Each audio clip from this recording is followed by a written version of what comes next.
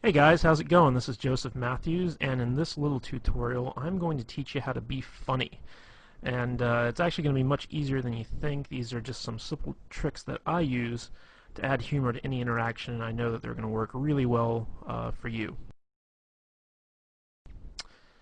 Alright, so the first thing I want to talk about is how serious humor really is. If you can't be funny when you're talking to someone, you really can't be all that interesting. Fact of the matter is, the funnier you are, the more fun you're going to be, and the more people want to hang out with you. So, you need to be as funny as you possibly can in order to attract the most attention. But the thing is that you don't have to be funny all the time. You just need to be funny when it's appropriate. And some well-placed laughter will bond a lot of good feelings to you from, the people that you want to basically impress. So the first thing I want to talk about is how humor is really a sign of intelligence. You see, only smart people really know how to be funny on purpose, okay? And when you make people laugh, they subconsciously associate your ability to be humorous with a high intelligence. And this puts you in a position of authority. And this is really important because, if people hold you in high regard, that gives you a higher social status. And we all know women are attracted to people with a high social status. It's in their nature. So the funnier you are, the higher you can raise your social standing in pretty much any situation you find yourself in. And here's another key that I really want to hammer home, and that's the idea that you don't have to be funny to be humorous. Don't worry about trying to be funny, okay? It really doesn't matter. A lot of what you say to be funny will not work, and the reason for that is that everyone has a different sense of humor, okay? Just being goofy and lighthearted will generate the same type of emotions that funny people do, even if you don't make people laugh, okay? The idea here is that you want to project the intent of being funny. So that kind of takes the pressure off in the sense that, you don't have to actually perform. You don't actually have to make people laugh. You don't actually have to tell them good jokes. You just have to have the intention to make people laugh and make people have a good time, and they'll pick up on that and appreciate that. Another big thing is I don't want you to be afraid to mess up, okay? Being funny is an art form. You won't always succeed, but that doesn't mean that you shouldn't try, okay? Now, in our efforts to be funny, stuff happens, Sometimes you might insult somebody, sometimes you might take something too far so that it stops being funny, sometimes you might say something inappropriate in the setting that you're in. This is going to happen if you want to try and be a humorous guy, because being funny is about taking chances. It's about doing stuff that's unexpected. And sometimes it can backfire on you. But if this happens, don't worry about it. Just apologize and move on, If you say something that's inappropriate or insulting, just say, like, look, in all seriousness, I'm really sorry. I was just trying to be funny. Can you forgive me? All right, that's all you need to do if you take things too far. So don't worry about messing up, because everyone knows what it's like to try to be funny and bomb. It's happened to everyone at some point in time. So if you just acknowledge it and you ask for their forgiveness, they will usually grant it to you. Okay, and another thing I want to point out is the fact that humor is not hard to do. See, a lot of people think it is, but it isn't. The truth of the matter is that anybody can do it. If you think you aren't funny or entertaining, don't sweat it. You can be, and you will be. Okay, believe that it's possible for you to be a funny guy even if you aren't. This will help you a great deal. I know a lot of guys out there are saying, like, oh my gosh, I'm so boring, I have no personality, I can't be funny. Okay, get rid of that belief right now, okay? It's possible for you to overcome that, even if you're like the most boring guy on earth who speaks with like a monotone Ben Stein type voice. Bueller, the guy I'm talking about. Okay, even if you're that guy, you can still be humorous, okay? You just have to go with it.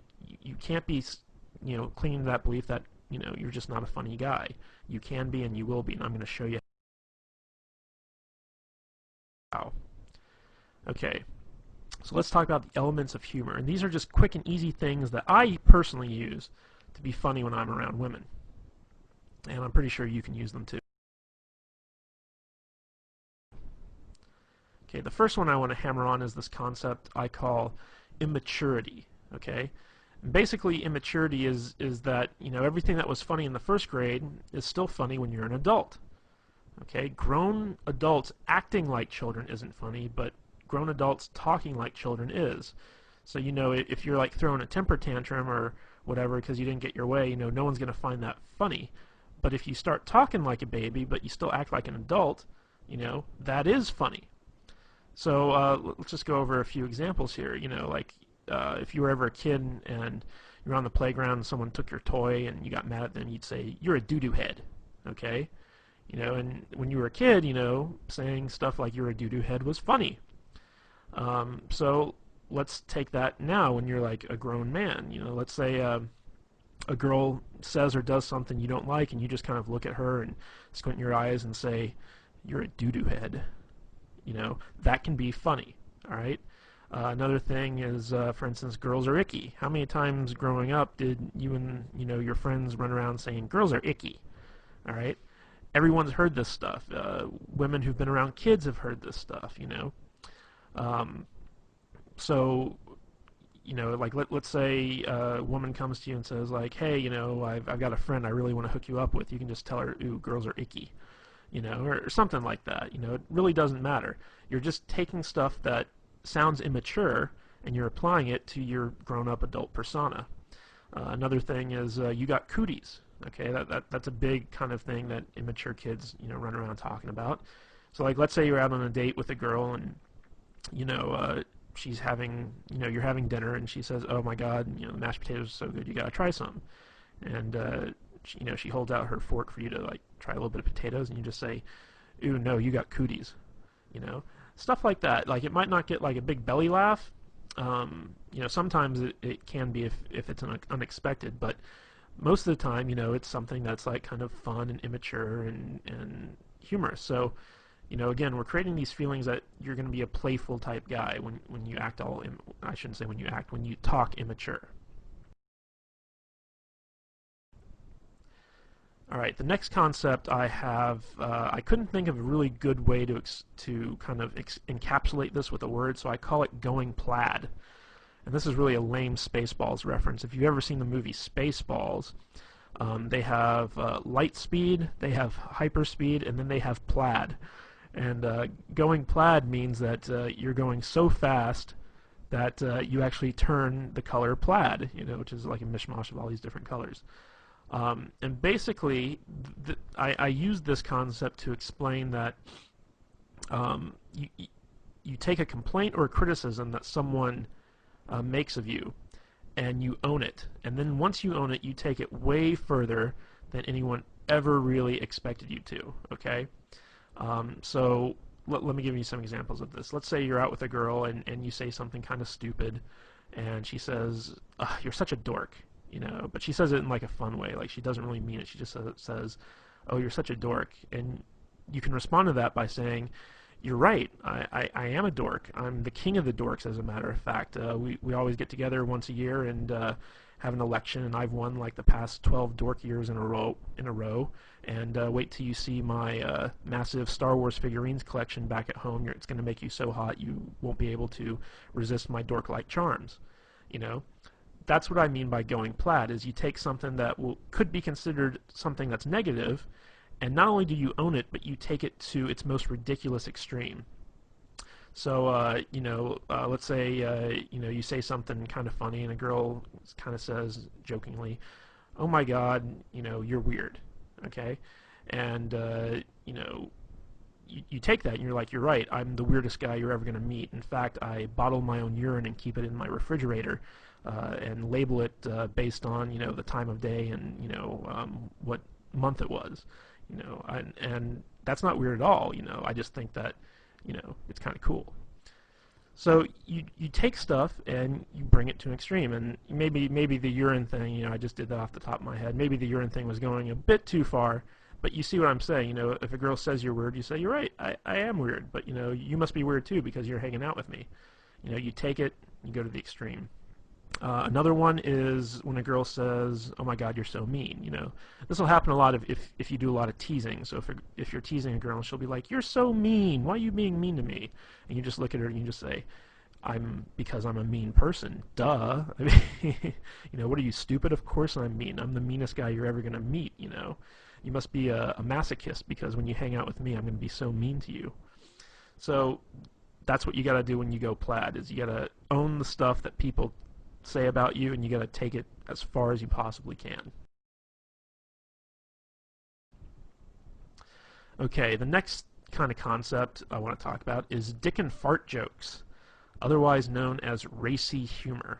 Okay? Now, a lot of guys kind of shy away from this stuff, but you can't be afraid to joke about inappropriate stuff with women. Okay? Sometimes guys are afraid that it might be too sexual and it might scare the girl off or whatever, but the fact of the matter is, girls love dirty jokes as much as guys.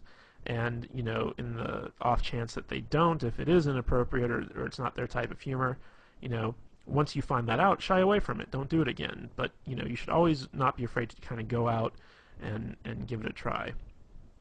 So some of the things I like to kind of lump in with the whole dick and fart joke mentality is exaggerating what women, find attractive. Okay? So, like, let's say that women like tall guys, okay? I'm not saying all women like tall guys, but let's say you meet a woman who does like tall guys, and you're like, oh my God, you're so into tall guys, like, you like the 8-foot giant people, everyone's a midget to you because you only like guys who are like 10 feet tall. That's what you can do, and you can point out like really tall guys and be like, you see that guy right there over there? Yeah, he's not tall enough for you. Okay, he could be like, a basketball player 8 feet tall. You'd be like, no, he's not tall enough for you. You like taller guys. You like taller guys than that. So take some stuff that women like and exaggerate it. Accuse them of being sexual deviants. This always works really, really well. I don't know why, but when you look at a girl and you start accusing her of being into like some crazy stuff, one of two things will either happen. She'll either completely deny it, in which case you take it further, or she'll play along with it, in which case you take it further. Okay, so let me think of an example of this. Just be like, you could look at her and be like, oh my God, look at you. Like, I bet you're like the type of girl who loves to be like tied up and spanked. Like that totally seems like your personality. Like you're the spanking girl. You just love to spank people. Or you could also take it, be like, oh my God, like you're such a dominatrix in training. Like I bet you have like a bunch of whips and chains at home, and you can't wait to get me home and violate me in all sorts of different weird ways. Like you're scaring me. Like I really don't want to hang out with you right now. Okay, like that's the type of stuff that I mean when you talk about accusing them of being sexual deviants. Another thing is talk about how they want to rape you or take advantage of you. Now, this is a little bit of a role reversal thing because a big fear that women have when they're dating guys is that they're going to be raped or they're going to be taken advantage of in some way. But you can actually use this to your advantage by turning it around and saying stuff like for instance, if she brings you a drink, you can say like, you didn't slip a roofie in this, did you? Because the last thing I want to do is wake up in bed and find out that you completely took advantage of me. Or if she gives you a drink, you say like, are you trying to get me drunk? Because I'm not that type of guy. Stuff like that. You want to kind of accuse her of being the one trying to get you into bed, okay, or trying to take advantage of you in some way. And this is funny, but it also has like some underlying sexual tension aspects to it, which can be really fun. Another thing is to make fun of bodily noises. Like everyone thinks fart noises are funny, and you can just sit there and be like, with your mouth just go, and then accuse her of being farting. Just look at her and be like, ew, I can't believe you, ew, it's funny because it's obvious you're the one doing it, but you're accusing her, so it gets some laughs. And the last one is to accuse women of having outrageous fetishes.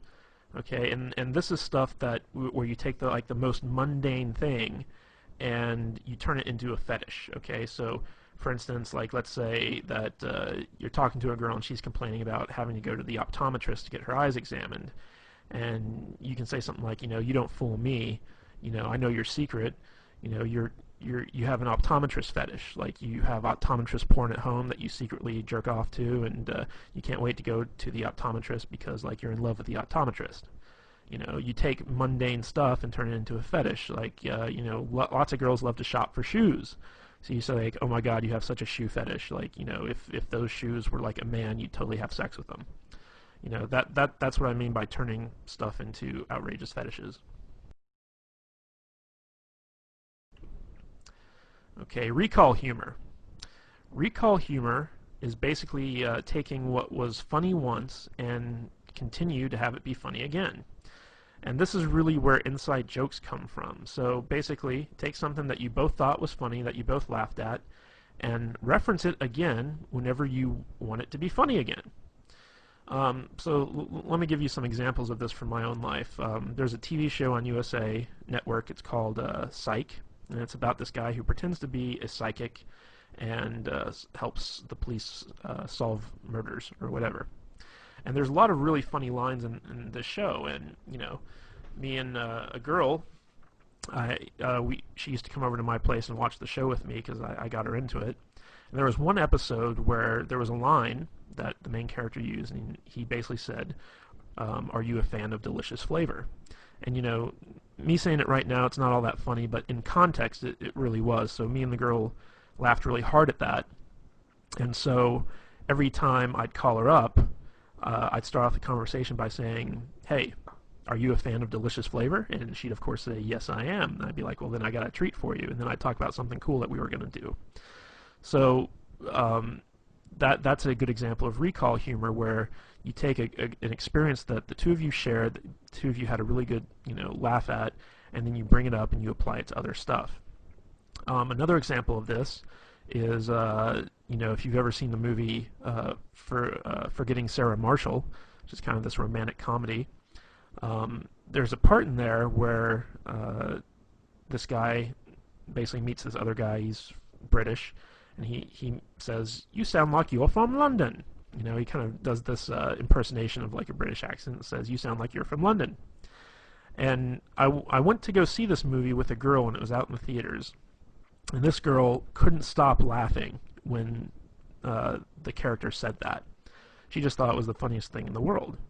So every time I'd get together with her thereafter, one of the first things out of my mouth is I'd look at her and I'd say, "You sound like you're from London."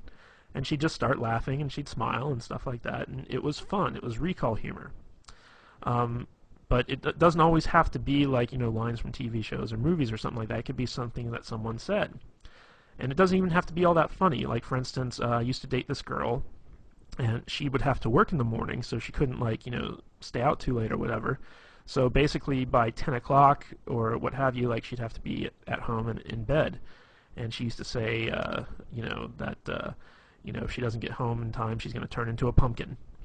So I would use that. And whenever we were out, I'd look at the time and say, like, uh-oh, you know, like you're only a couple minutes away from turning into a pumpkin or something along those lines. And it was, you know, it's this kind of fun thing where you have this inside joke that like no one else really gets except the two of you, because you're the only ones that really experience that. So if you've ever had that experience with a girl, be sure to call it back up and use it when you need to. Okay, the next thing I want to talk about is ambivalence, and this is actually one of my favorite ways to be funny, basically. And what ambivalence is it's basically you look forward to something bad happening, or you take pleasure in someone else's misfortune, and you're also kind of unresponsive to bad things. And the reason that this works is because these types of reactions are really shocking and surprising, and because they're so unexpected, they are therefore funny. I'm going to use an example of this. If you've ever seen the movie Private Parts by Howard Stern, there's a whole scene in there where he talks about being in Vietnam and thinking it's unfair that, you know, that they miscounted the number of confirmed kills he got, because what he did was he went and he found a school full of Vietnamese children, threw a grenade in there and killed like 80 of them. And when his sergeant, you know, came to count the bodies, he said, you know, "Private Stern, these are kids. That counts as one kill." So, you know, this kind of horrible story about, you know, going to a school and killing like 80 children, and being upset that it only counts as like one kill, That's an example of ambivalence. You know, you're taking this horrible, horrible act in wartime, no less, and bragging about it and being upset that you didn't get credit for killing all those children. So that's kind of an example of ambivalence where you take something bad and you actually kind of take some type of delight in it. So a little bit of a better example of this, like let's say you're talking to a girl and she's complaining about how she works really hard but she never has any money. She's like, oh, I'm so poor. You can take a lot of glee in that. You can be like, yep, looks like you're gonna have to start, stripping or walking the streets or something like that. You're gonna need to make some extra money. You just kind of take pleasure in the fact that she's poor, and you start kind of trying to get her to do all these terrible things to make money. Like looks like you're gonna have to be a drug mule. I'm gonna have to fly you down to Mexico and shove condoms full of cocaine up your butt and then take you back across the border in order to help you pay a rent. I mean that's a good example of ambivalence. Another thing is basically being unresponsive to bad stuff. Like for instance the whole global warming thing. Like people are all about global warming. We gotta save the planet. We gotta do this. We gotta do that. And you could be like, screw global warming. I'm cold now. It's like I want it to be hot. I want the world to be warmer because it's freaking cold out and I don't like the cold. So that's another example of ambivalence. And ambivalence really stems from just like being lazy and not caring. Okay, that's how this humor works. Is everything that someone says to you, like you can just be like, whatever, and it's funny. All right, here's another thing I call gayness. Now, I'm not saying that gay people are bad or whatever, but you got to admit that gay people are funny. Gay men, masculine men doing feminine things is always good for a laugh. And stories are also always much funnier when they're told in a gay voice. So, whenever you're hanging out with a girl or whatever and you start talking gay, she's going to enjoy it. She's going to laugh because it's something that's like different from who you really are, which is, hopefully, a straight, heterosexual, masculine man. So, like sometimes I'll be like, hey, it's gay story time, and then like I'll tell like a normal story that I was gonna tell anyway, but just do it in a gay voice. Be like, I'll say something like, oh honey, you don't even know, like, oh my god, the thing with the thing and that guy, oh my god, I can't believe he said that. I'll just go off and I'll riff, but I'll do it in a gay voice. And women, for some reason, I don't know why, they always love it. I don't even think my gay voice is all that good, to tell you the truth, but they like it. Okay, and another great way to use gayness is to pretend to be one of her girlfriends, like if a girl starts talking about, like something that she'd normally talk about with her girlfriend, I'll be like, wait, pause 1 minute. I'm just going to take my balls, I'm going to put them in this imaginary jar here, like, okay, I'm putting my balls away, I'm totally your girlfriend right now, just talk to me like your girlfriend. So, sweetie, what's the problem? And then, so it'll be funny and she'll laugh and then she'll start telling me. So you can do a lot of stuff about like, kind of emasculating yourself, acting gay, talking gay, things like that, and, women like it. Okay, another thing is ridicule and teasing. Here's an interesting fact, is that people hate to be made fun of when they're the ones being made fun of. Okay, they hate ridicule when they're the target, basically. However, people love it when other people are made fun of, especially people in authority or people they personally don't like. Okay? So, let's say you're sitting down with a girl in a restaurant for dinner and your waiter's like, a real jerk, or he's not a very good waiter, or whatever. You could start making fun of that waiter.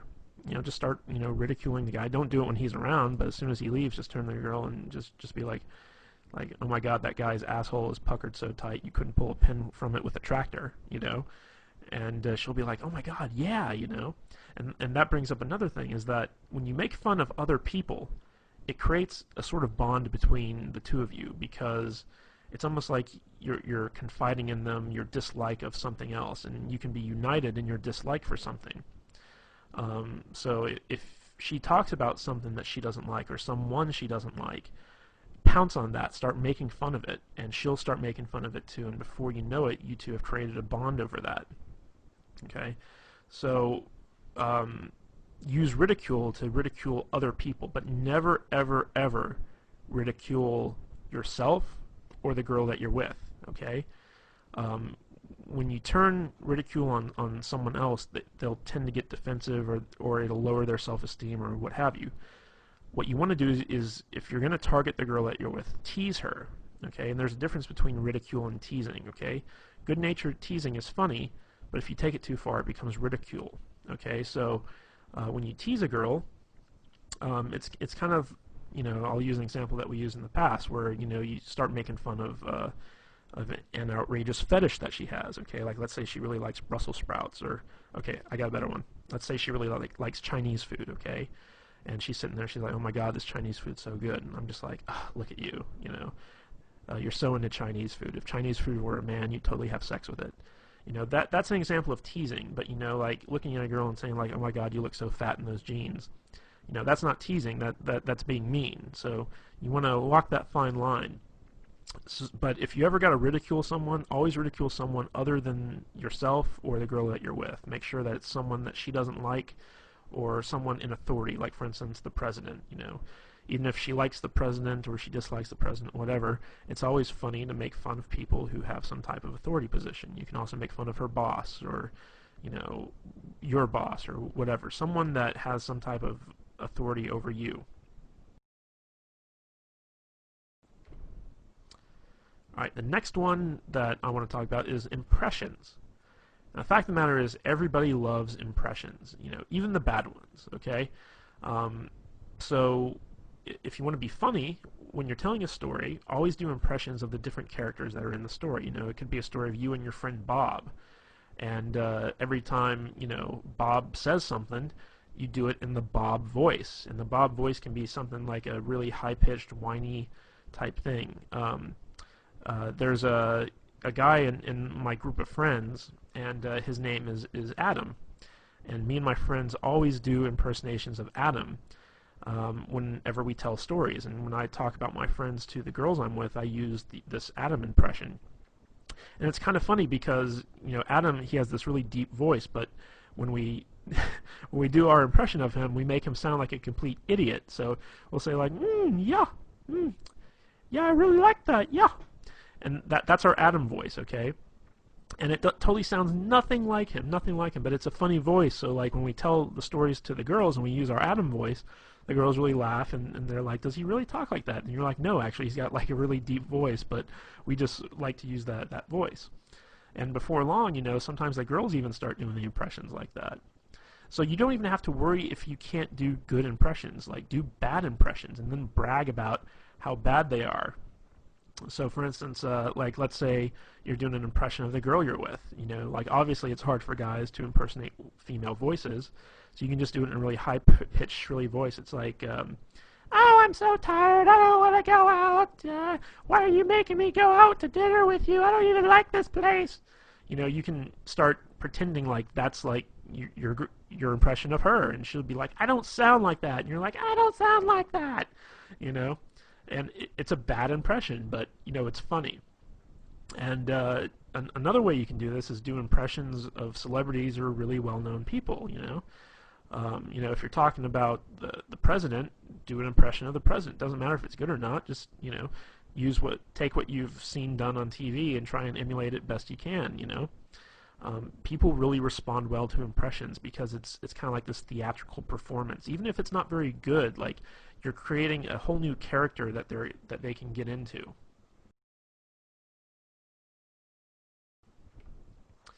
Alright, the next thing I want to talk about when it comes time to be funny is talking with stereotypes.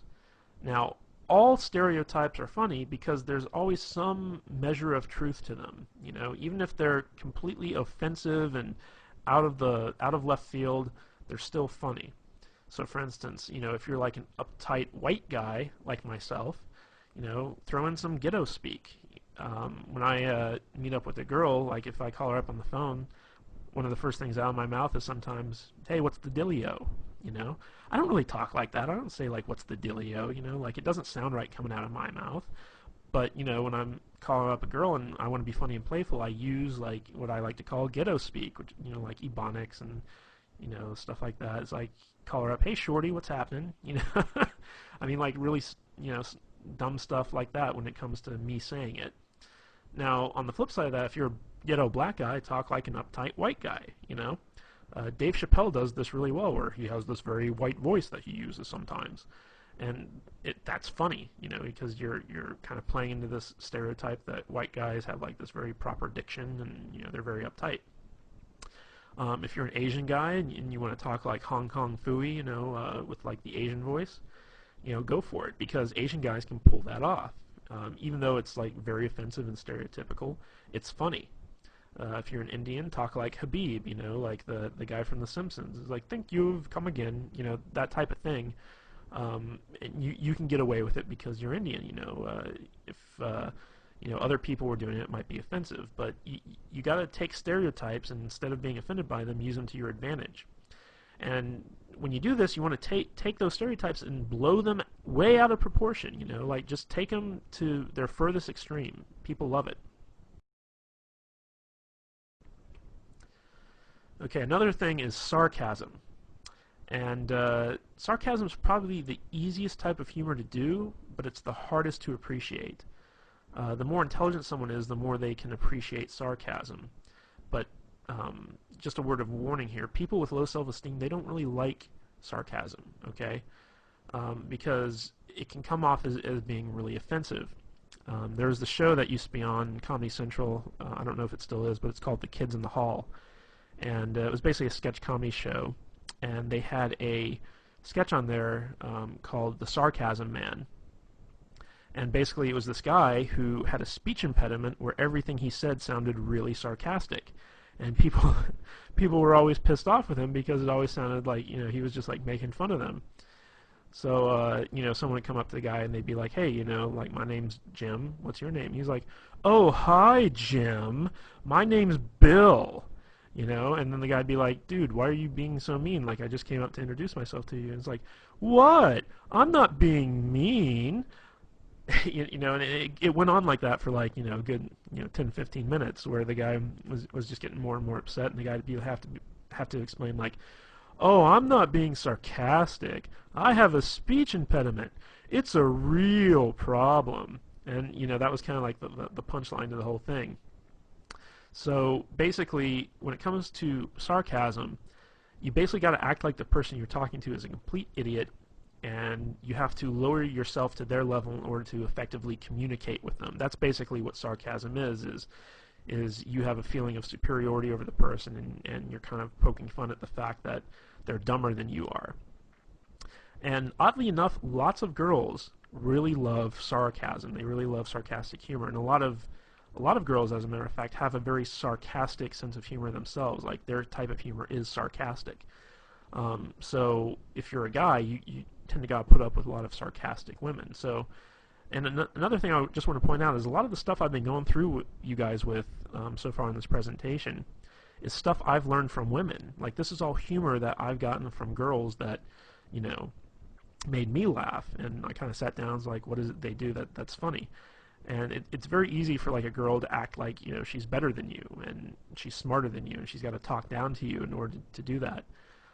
If you're dealing with sarcastic humor from someone else, play into it. Just act like you're a complete retard and be like, you're right, man can't talk, you know. Just go with it. If someone's kind of treating you like that, take it to its, you know, logical extreme. When you're dealing with someone who's sarcastic, you can pull the sarcastic humor all you want. But if you're dealing with someone who's not sarcastic, who has, you know, low self-esteem, who's kind of like sweet or whatever, you don't want to go the sarcastic route. Okay, another thing I love to do is use nicknames. Nicknames can be a lot of fun, and they can be really funny. And the more ridiculous the nickname, the better. One of the cool things about nicknames is that it really does create a bond between two people, because when you name something, you imply a certain sense of ownership, and it also becomes a type of inside joke between the two of you. A good example of this is one time I started dating this girl. Her name was Katie, and her email address was something like Goofy Kate, 123 or something like that. And when I got emails from her, it was always, from this Goofy Kate email address, so I just started calling her Goofy Kate, and eventually that got shortened to Goofy. And every time I'd see her, I'd be like, hey, what's up, Goofy? And, she'd laugh and, whatever, but to me and her, it was, she was Goofy. That was her name. There was another girl I met where I used to call her Fuzzy Bunny. I don't even remember why. I just called her like Fuzzy Bunny for no real good reason, but that name kind of stuck. She was my little Fuzzy Bunny. And as long as like you're not calling women like really offensive names, like bitch, slut, hoe, even though I have had girls who I nicknamed that never to their face, but whatever. You kind of have this kind of endearing inside joke. And whenever you're in a relationship with someone, eventually nicknames like kind of pop up. So it's always good to kind of like be the first one to go out there and do that and start referring to them in that sense. All right, bad jokes. Good jokes are hard, bad jokes are easy. That's just the long and short of it right there. So if you're going to tell jokes, don't even try to tell good jokes. Just use bad jokes because they're easy. You can go online and find like a billion bad jokes. Word of wisdom, though, the shorter the jokes are, the better. Okay, and remember our little talk on immaturity a little bit earlier. First grade humor is always funny, and so if use bad jokes that would make like a kindergartner laugh. Now it might not get you an actual laugh from the girl, but it doesn't matter because it's a playful thing. It's fun, and you can also turn it into a game. So, for instance, you could just look at her like if there's a lull in the conversation or whatever, you could just say, "Hey, why'd the monkey fall out of the tree?" And she'd be like, "I don't know." And you're like, "'Cause it's dead, duh." I mean that's a bad joke, but it's just something funny. And then you can be like, "Okay, your turn. It's your turn. Tell me a joke." And then she tells you a joke, and it can be a good joke or a bad joke or whatever. And then like the idea is like in the game, who can tell the worst joke. And another thing I like to lump into the bad joke category are bad pickup lines, because once you get to know a girl, like once you're past the point of meeting her and you're actually dating and stuff like that, bad pickup lines actually work. Surprisingly enough, they do. Like you could meet up with a girl to go see a movie, for instance. Let's say you two of you get together, and you're like, "Damn, girl, did you wash your pants in Windex? Because I can see myself in them." I mean, like that's a really bad pickup line. It would never work. But if you already know the girl and you use that, she's gonna think it's funny. She's gonna let it go. Like I do this all the time. I take every bad pickup line I can possibly think of, and I use it whenever I meet up with a girl I know. And it's really fun. It's really funny. All right. Another favorite tactic of mine is to steal stuff that's already funny. It's hard to think of funny stuff on your own, but there's tons of stuff out there that's already humorous and will guaranteed to make people laugh. So think of great jokes that you've heard from comedians and well-known celebrities and use them. Talk about them for your own gain. Tell the joke in a story as if you're impersonating the comedian. I don't know if you've ever seen people like Chris Rock in stand-up, but these guys are really, really funny. And you can even say to a girl, it's like, "Hey, you ever watch Chris Rock?" And she's like, "Oh, I love Chris Rock." Then you can say like, "Oh my God, I saw his stand-up one time, and he has this story about, like the only goal of a guy who has a daughter is to keep her off the stripper pole."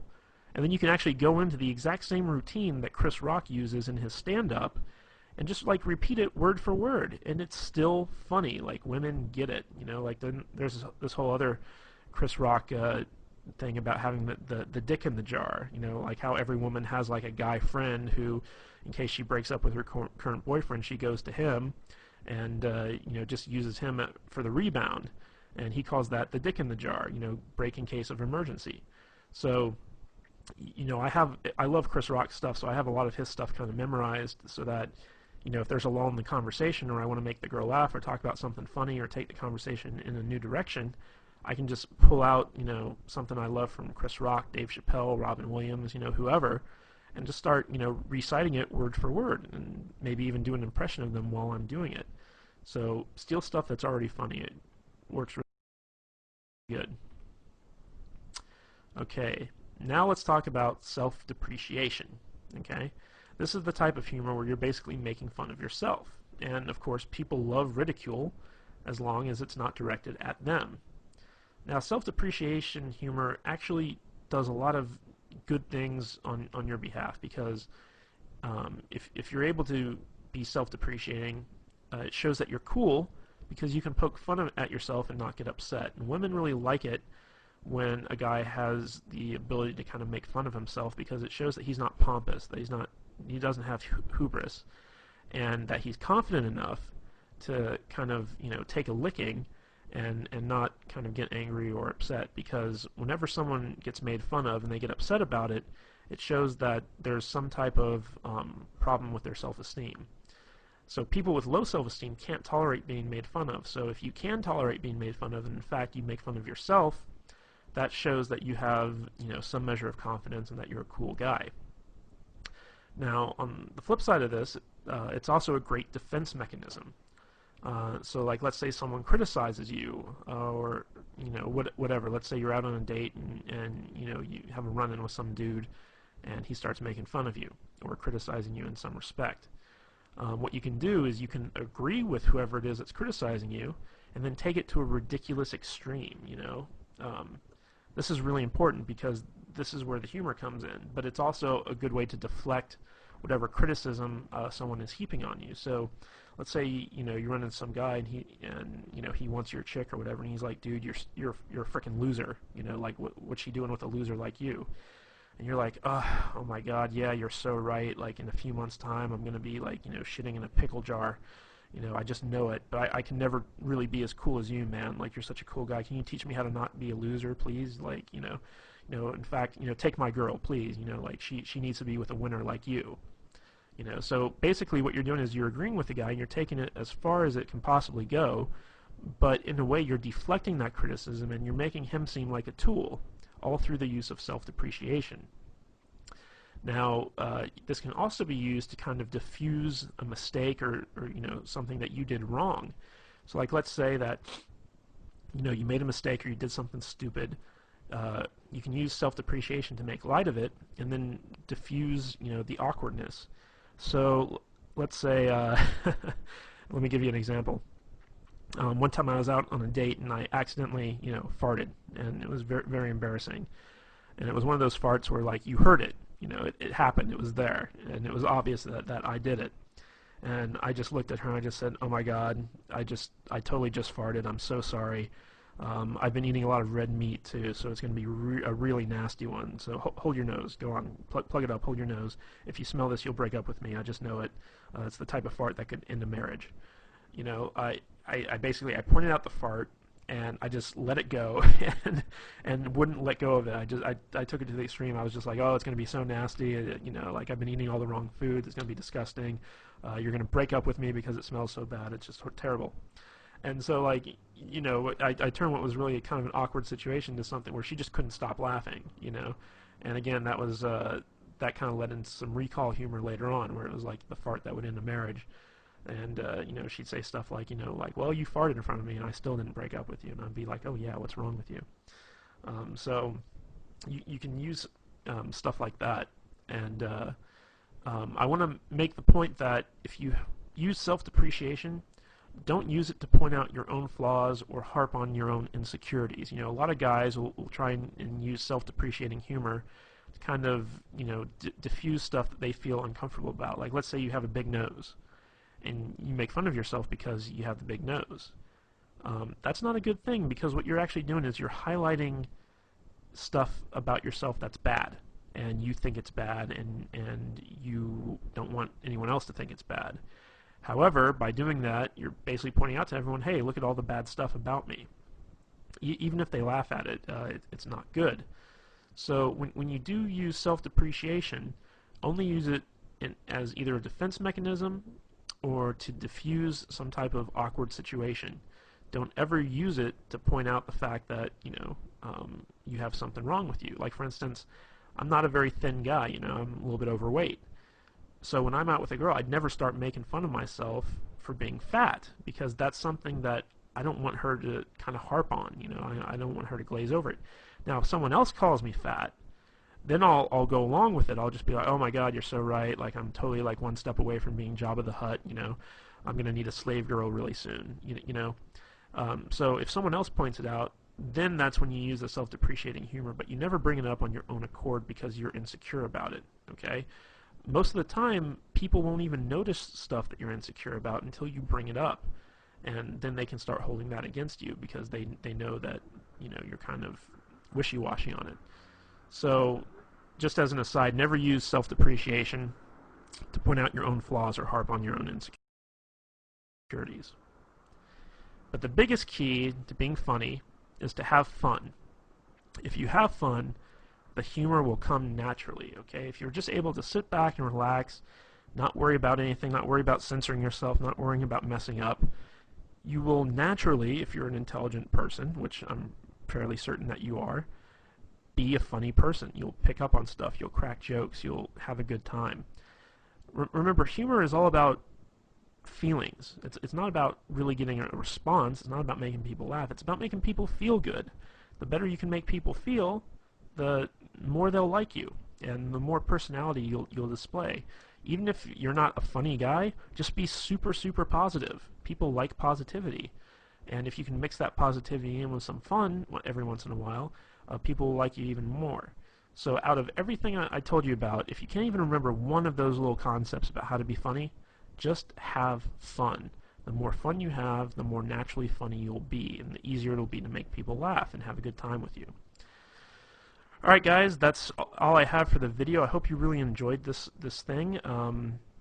Like I said, I got most of this material, most of these concepts from girls who use them on me.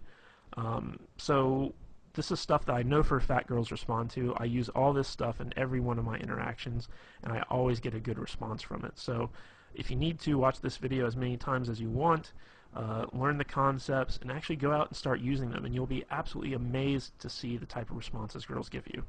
Alright guys, this is Joseph Matthews, and I'll catch you later.